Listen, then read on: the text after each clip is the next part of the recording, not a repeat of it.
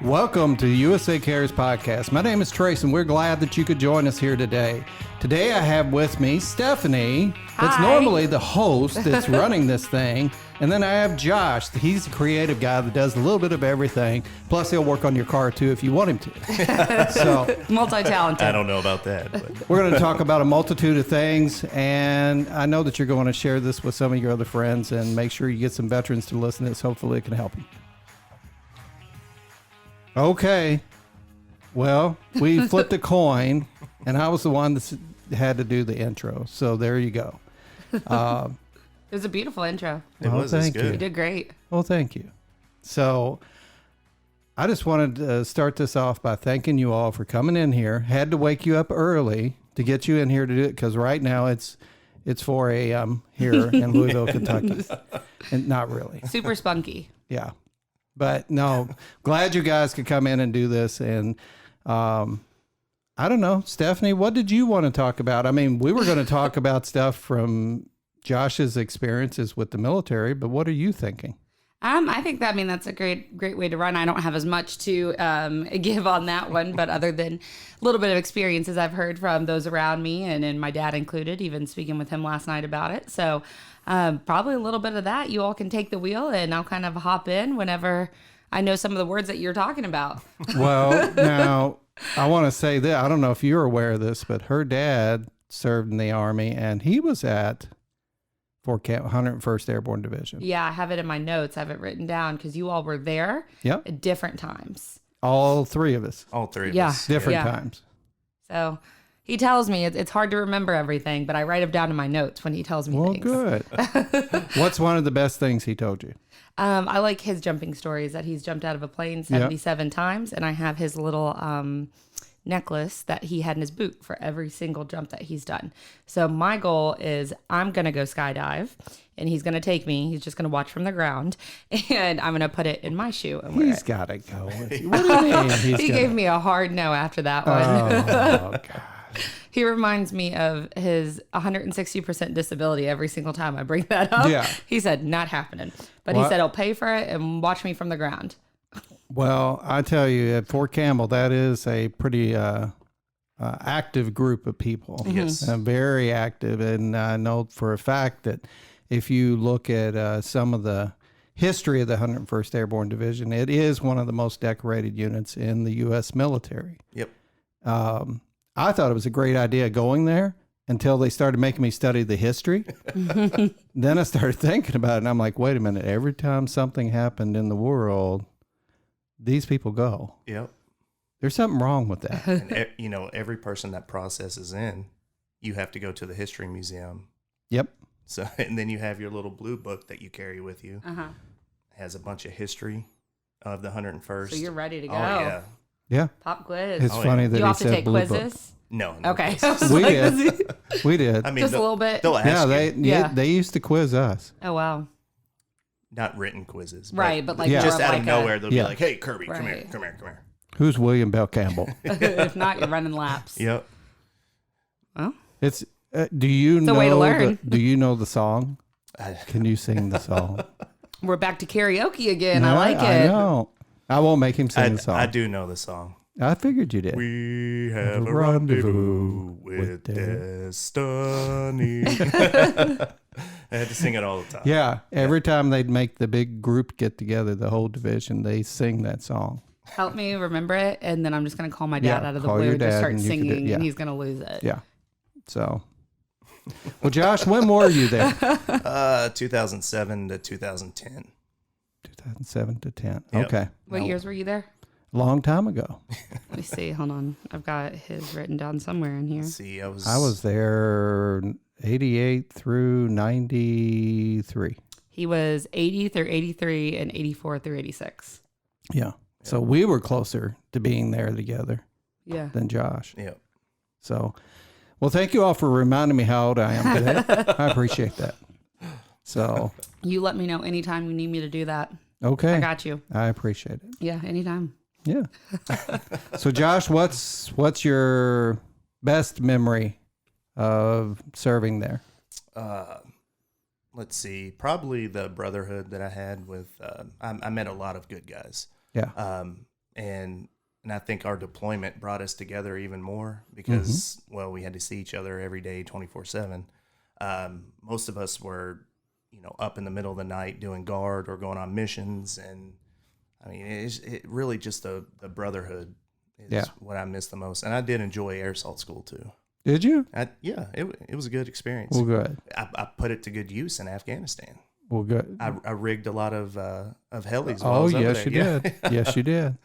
Yep. So now, we got to get some other service members from other branches in here because today we're going to be talking very heavy Army because of the experience. So you got to help me find somebody from the Navy, Air Force, Marines, Coast Guard, and even Space Force. Especially Space Force. Yeah. So my son, he said that, he wants to go in. We're telling him he's got to go in the Air Force. He's saying that he wants to go in the Army. We said, no, you're going to the Air Force. And then he said, well, I'll go if you can get it arranged that I could go through Ranger School. And I said, why would you want to do that? And he said, because then I'll be a Space Ranger.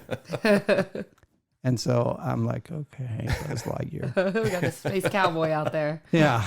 So, but no, tell us about, okay, you mentioned Air Assault School. Mm-hmm. So 3 phases. Yep. Which one was your favorite? Oh, definitely the rappelling and fast roping. That's everybody's. Oh, yeah. What are the 3 phases? Well, you've got the initial 0 day that you come in and you have to do the obstacle courses and everything else, and then a 2-mile run in boots, and they time it. And if you don't make it, then you don't get to start. Plus the layout. And then your layout. Yep. You got a layout of everything, and it has to be folded to the exact measurements. And I mean, it's all there. Somebody always screws it up. I don't know how. It seems like you would know how to do this by the time you get there, but people screw it up all the time. But the first phase is they call it Pathfinder operations. And that's where that you have to learn everything about aircraft, their capabilities, how to lift, everything else, going out, setting up a landing zone, pickup zone, all these other things, learning about aero medevac and how to call aero medevac. And then once you pass that, you go into what's called sling low phase. And that's where you've seen helicopters lifting things and they're carrying something under it. That's called sling load operations. So they'll hook up vehicles, Humvees, trucks, artillery, engineering equipment, all kinds of stuff, and they'll carry it under a helicopter and put it somewhere, anywhere, and then, so that's a big part of that. That's the phase where most people end up getting recycled. Yep. That's the highly, if somebody's going to fail, they fail that phase. Right. Because you have to learn your hand signals. You have to learn the exact ways to tie down everything that's being loaded. Okay. Because it's weird, like, especially if a Chinook is one of those really long helicopters with 2 rotors up top. Okay. So whenever you're actually hooking up to the helicopter, you are on top of whatever, especially I was most of the time. So the helicopter's hovering down over top of you. That's all static electricity underneath there. So if that thing touches you, you're toast. So you have this huge Q-tip looking thing and these 2 hooks that are underneath the helicopter, and they hover down. There's a little bubble. There's a guy looking down telling, the pilot, lower. Okay, hold it right there. So you have to clip it in, and then you have to do the other one, clip it in. Yeah. And then you just jump off and you run for it.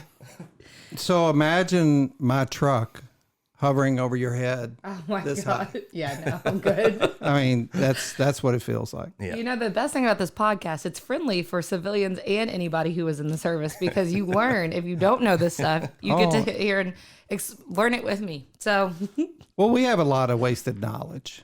I mean, it's worthless knowledge. That's probably really what it is, worthless knowledge. But no, that was probably the one phase. Do you remember your hand and arm signals? Not anymore. If I yelled hover, I bet you your arms go out like, see, look at that. And we got it on video too. So they teach you how to move aircraft with your hands. Oh, wow. So, and then the last phase is a rappel phase where that you do the rappelling, fast rope, you go off towers, and then you go out of helicopters. And so I don't remember how high it was off the ground. 60 feet. 60 feet? Yeah. Seems a lot higher when you're up there. I could imagine. Yeah. But it's fun.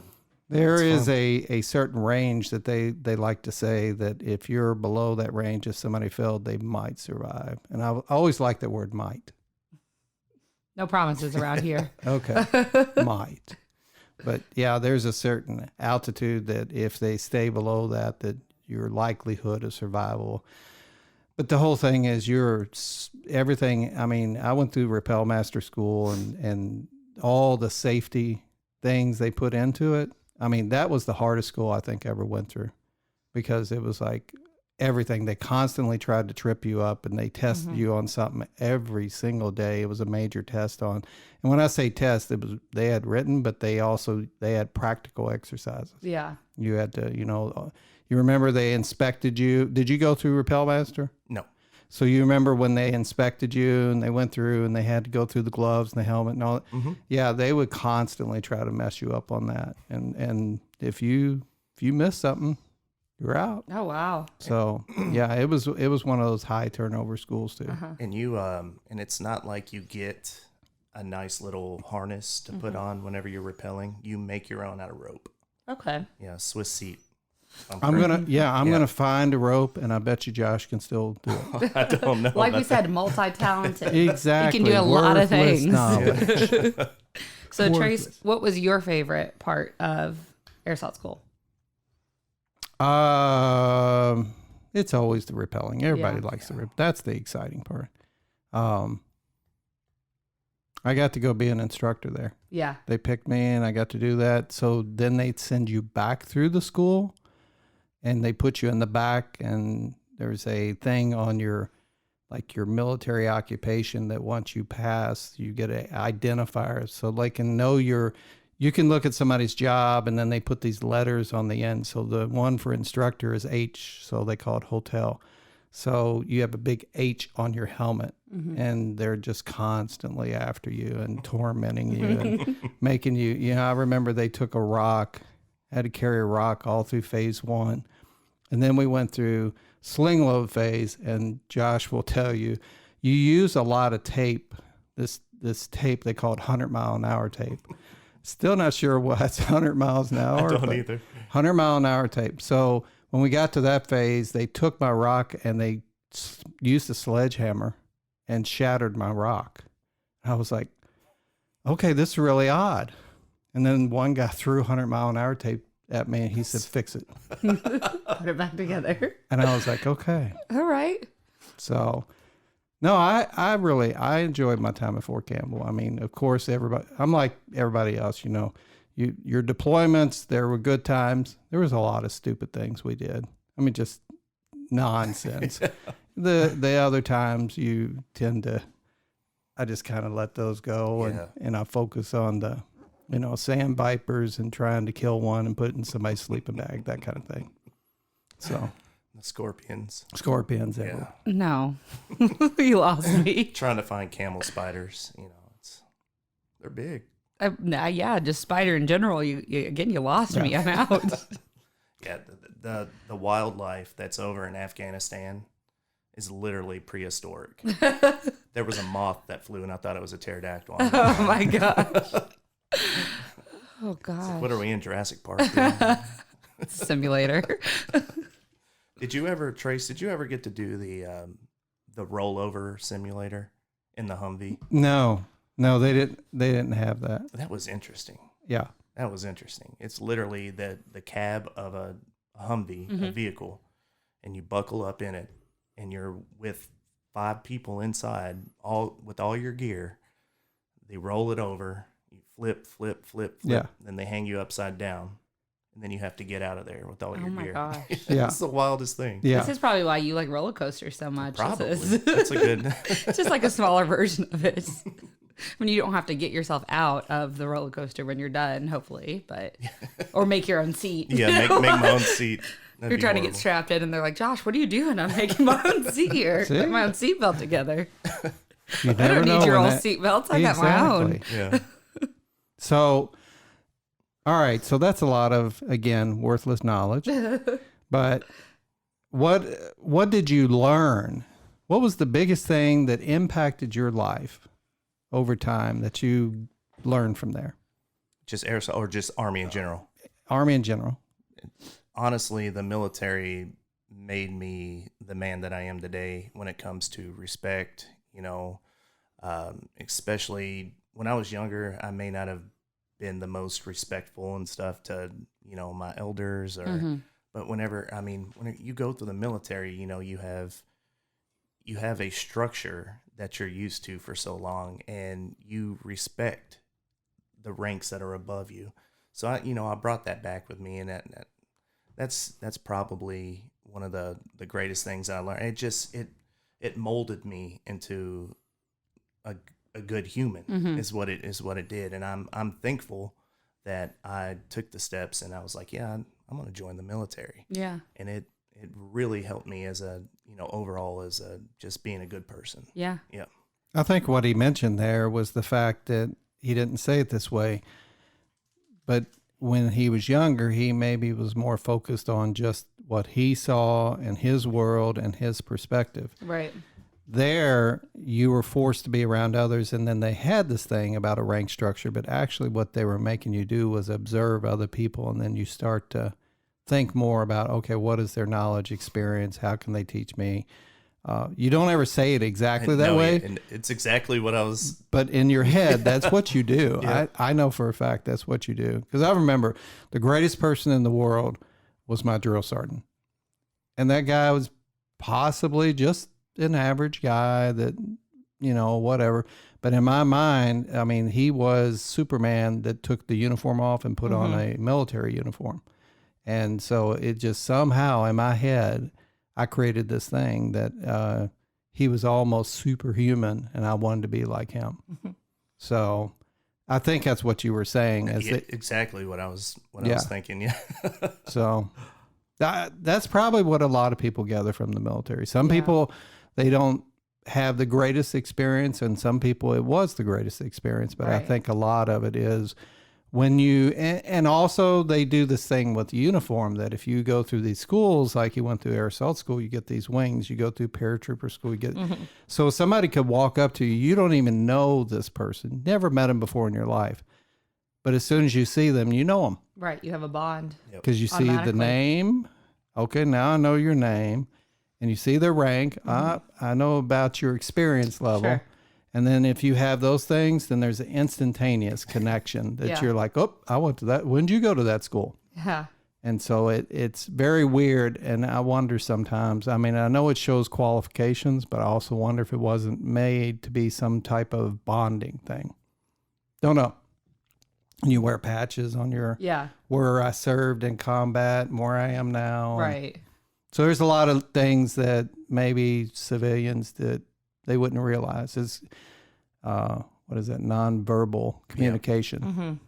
You run into a lot of people, in different areas or different, units. And it's wild. Like I ran into 2 people that I graduated high school with at Fort Campbell. Yeah. Oh, really? Mm-hmm.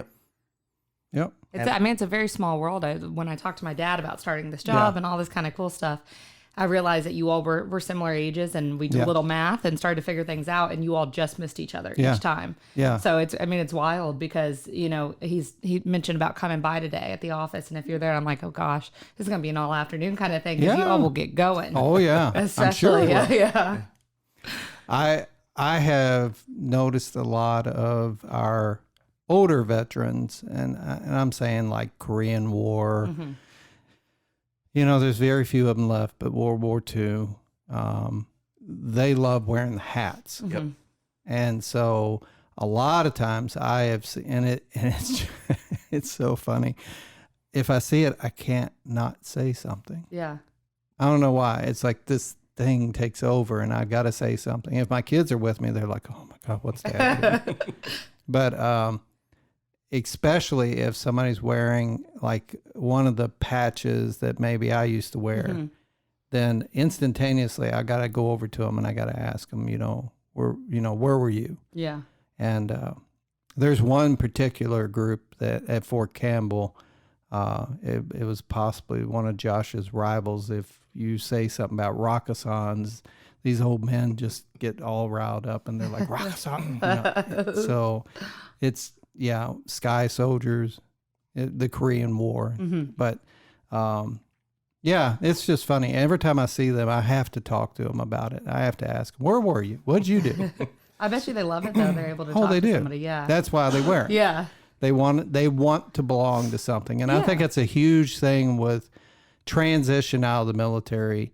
A lot of people struggle with, some people will say it very negatively, like, you can't let it go or something like that.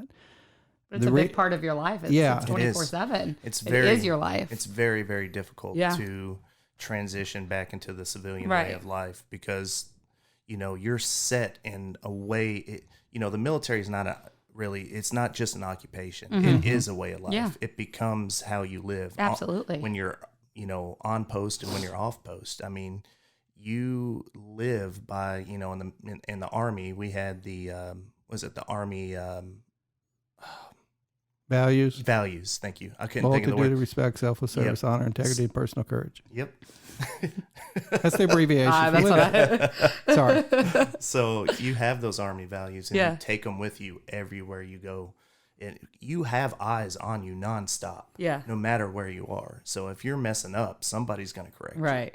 And that's the way that you take that going back into the civilian world. And it takes a while before you even break that if you can. Some people don't ever break it. Right. A very strange situation that whenever I made one of my moves and I was with this one particular unit and we all, it's not redeployed. We were selected. We were in Germany and we were selected to go back and start up this certain type of unit at Fort Polk, Louisiana. And so we got to go do that. And then when we got there, they were like, pick a house, whatever, just pick a house here. And here's the maps. And so we all, like whoever was in your squad, we all went on the same street. And so we had our whole unit there on our street. So it was one constant block party. Yeah. But I remember somebody said something about locking their doors. I remember this one person said, I left the house and I left my keys there. I think I locked my doors. And I was like, well, that's silly. First of all, how did you leave your keys there and lock your door? But then we got into this whole big discussion about, you ever lock your door? And that was something there. We never locked our doors. I don't know. We were safe. We were with each other. Yep. Yeah. Our kids would go out and run up and down the street. We weren't concerned. Right. And so that's something that I missed for a long time was just that security. Did you ever feel that? Oh yeah, always. Especially when on post and Yeah. I mean, you had to lock your door while you were in the barracks, but Yeah. I never felt threatened in any way while I was, with my unit ever. Yeah. Ever. I never thought, for 1 second that anybody was going to steal anything. I mean, it's just the group of guys that I was with. I mean, we all liked each other, which is rare. Right. Yep. You may end up getting in a fight with each other, but then they help each other. After. Right. It's like the sibling rivalry kind of thing. Very much. Right. That's exactly what it is. So I'd give you my kidney, but you can't have this chicken tender. exactly. Yeah. We know the rules of the siblings. So again, we're going to have to get some other members of other branches on here because, again, I'm sure if you're listening, you don't, and if you're in the Navy, you probably don't appreciate all this. Right. So They're like tuning in for next episode. So we're inviting you to contact us at usacares.org and get a hold of us and get on the podcast with us. Exactly. It's just, we're at Louisville, Kentucky, right by Fort Knox. And so it's heavy Army in this area in general. So there was one other thing that I did want to talk about was your transition into the workforce, because a lot of our conversations, like last time when we had Paula here, it was very focused on getting into the workforce. If there are service members or veterans out there that are going through that, what advice do you have for them? just, you know, keep your head up, honestly. Something will come about when, you know, transition. In my transition, it was rough because I got out during a recession. Oh. So there was a 6-month span where I didn't have a job. I didn't think that there was going to be a job at, you know, any point. You know, with me being infantry, there's only a couple jobs that I was really, you know, qualified for. It was police or security. And at that time, police officers were not hiring. Finding a security job was impossible. So I just kept looking and looking and looking and looking. And finally I ended up landing a warehouse job with a Best Buy. And that got me into, you know, my foot in the door back into the workplace. But yeah, it was rough. But honestly, you have to stick with it. You have to keep pushing your application out there. You have to keep contacting companies, even if it's a job you don't want. Just get your foot in the door, and then those connections will, you know, come about, and then you can branch out that way. It's literally like verbatim of last week's podcast of kind of exactly what we said. So it's great to hear that you are kind of saying the same exact thing. Yeah, like you know, coming out of the military, I didn't want to work at Best Buy. There's nothing wrong with it. But that's just, I didn't want that position. But I had to take what I could. Absolutely. And that was the first thing that I could get my hands on. And I was, you know, 6 months of not doing anything, and then I had to draw unemployment for 6 months. And then after that, I had to pay all the taxes. That's what a lot of people don't understand. You have to pay those taxes. So, you know, I took a big hit on, you know, my tax returns that year. But I had to pay in. But literally, just find anything you can. I don't care if it's, you know, flipping burgers or whatever. Just, you know, get a paycheck. There's a big part of that is there's the back end psychological. Sometimes you need to find something to do just to occupy yourself, even as you work to progress. That's probably what I see and hear the most is people lose their sense of purpose. We talked about the uniforms. We talked about the camaraderie between the different, you know, service members. A lot of people get out and they lose their whole sense of purpose. You go from, my sense of purpose is protecting and helping and serving and doing all these things, to suddenly you're out and now you got nothing. Right. And that's where a lot of veterans get in trouble, because they start to fixate on that, what was in the past, because they can't see the future. So that's been a big thing. So I agree with you. Find something to do. And then just continue to work to improve yourself. But you also mentioned you were infantry. I meet with a lot of companies.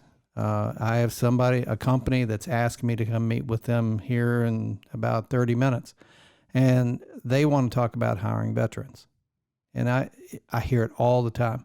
But I will tell you, some of the most successful transitions that I've seen have been service members that are combat arms, that are the infantry, the artillery, those types of tankers, you know, scouts. They end up transitioning and doing very well. And I can't actually tell you why. I can't honestly say that it's this, but I've witnessed hundreds of service members transition, and that's what I've seen is they come out saying the same thing as you. Well, I did this, so I don't know what I'm going to do out here other than law enforcement or security. A lot of them are now project managers for large companies. I can think of one in particular. He's a project manager for Beam Centauri. He came on a podcast early on, and he said the same thing. He said, he said this, I'm not saying it. He said, I was just a dumb Army guy, infantry guy, and I didn't know what I was going to do. And then I got in here and, you know, had this opportunity. So I just started doing things and trying to fix things. And they quickly promoted him to project manager because he fixed everything. So never underestimate your skills. Absolutely. Well, what else? Before we leave everyone here, what else do you want to cover? What do you got, Stephanie? Here's a question. I don't know if it's a great one, but why did you decide to join the military? For some strange reason, and I can't tell you why, I wanted to be a state trooper. Mm-hmm. I mean, that's a great job. I admire those individuals a lot. Really respect it. My son's in law enforcement. I wanted to be a state trooper, and I went through this accelerated program right out of high school, and this law enforcement program. And then as soon as I finished it, the instructor that I had looked at me and said, "What are you going to do now?" And I was like, "I don't know, something law enforcement." And he was this gruff, grumpy old man. And he was like, "You're way too young. Nobody's going to hire you." And I was like, I wish somebody had told me that before I went through this course. And he said, "You have nothing else going on. You need to go in the military for a while, and then you could come back and be a law enforcement officer." So you did just that. And I was like, "Well, okay." And next thing I know, yeah. In the military. So you're saying young people are very impressionable is what They you're are saying. very impressionable. Mm-hmm. Gotcha. What about you, Josh? 9/11. Mm-hmm. I remember being, shows how young I am, but I was in high school when that happened. Wow. And and I remember You don't want watching to it. know where I was at when that happened. I remember watching it on TV and just looking around the room and just looking at everybody's faces and the impact that made. Mm-hmm. It touched everybody in that room in some way, shape, or form. And for me, I was like, this cannot happen on our soil. And that's at the point. I was always patriotic, but at that point, that's when I knew that I wanted to join the military and I wanted to fight that fight. Our national spokesperson, Brian Anderson, the day he went in the military, like he had signed up, did the physical, did all that, and went in the military. The day that he left home to go in was 9/11. Oh my gosh. It was that day. He said everything was so messed up because the world didn't know what to do, but then they started processing, and he was right in basic training, but that was his first day in the Army. Gosh. So 9/11 touched a lot of people. It did. So I remember dealing with the military, searching, trying to figure out where my wife was and what she was doing. She was an auditor for, I think it was Deloitte. And so I'm trying to find her. And I don't know why. It was just that instinct thing, trying to fix and help. And huge impact. All right. Well, I think that's about it. We're about out of time. So any last words? Nope. Okay. Again, I need service members from other branches of service to contact us and get on here and tell us about your experiences with the other branches and what you went through. There are a lot of common bonds there, but we want to hear from you. So again, contact us, usacares.org. Hope everyone has a great day. Thanks. Bye, guys.